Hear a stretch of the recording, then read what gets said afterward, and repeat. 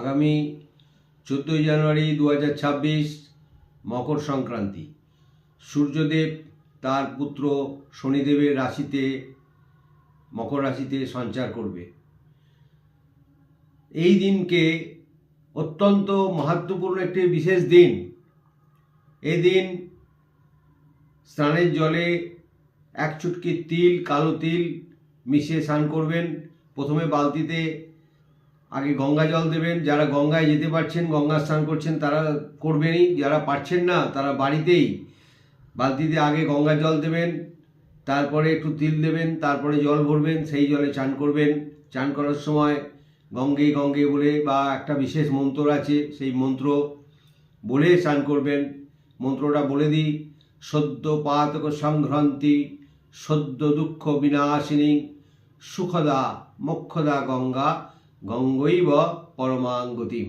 এই মন্ত্র বলে পূর্ব দিকে বা উত্তর দিকে বাথরুমের মধ্যেই দাঁড়িয়ে আপনি মাথায় জল ঢালবেন। দেখবেন এতেই গঙ্গা স্নান হয়ে গেল। 2 নম্বর যেটা, গঙ্গা দেবীর পুজো তো গেল, গঙ্গা স্নান আপনি করে নিলেন। এরপরে আপনি তিল, খাবারের মধ্যে তিলের খাবার খাবেন।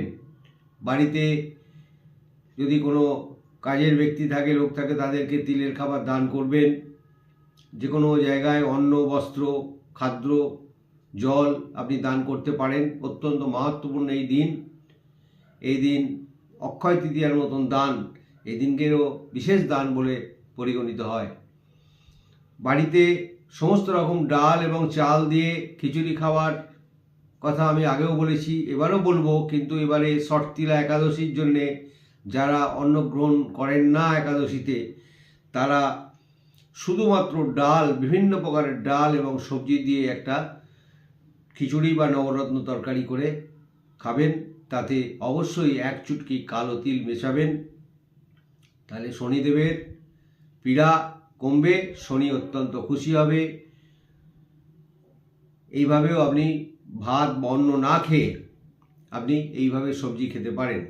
এই দিনকে সমস্ত রকম দান শ্রেষ্ঠত্ব বলে পরিগণিত হয়। যে কোনো জায়গায় আপনি দান করতে পারেন। মন্দিরে, বাড়িতে, পাড়ায়, কাজের লোকেদের সবাইকে দান করতে পারেন। এই দান অত্যন্ত অক্ষয় হয়ে থাকবে। এই দিনকে মকর সংক্রান্তিতে যে কোন কোন রাশিদের ভালো, এটা বলে রাখি। রবি সঞ্চার করবে মকর রাশিতে। কোন কোন রাশির ক্ষেত্রে এটা বিশেষ ভালো, যেমন মেষ, বৃষ, সিংহ, বৃশ্চিক, মীন রাশি এবং মকর রাশির অত্যন্ত ভালো সময়।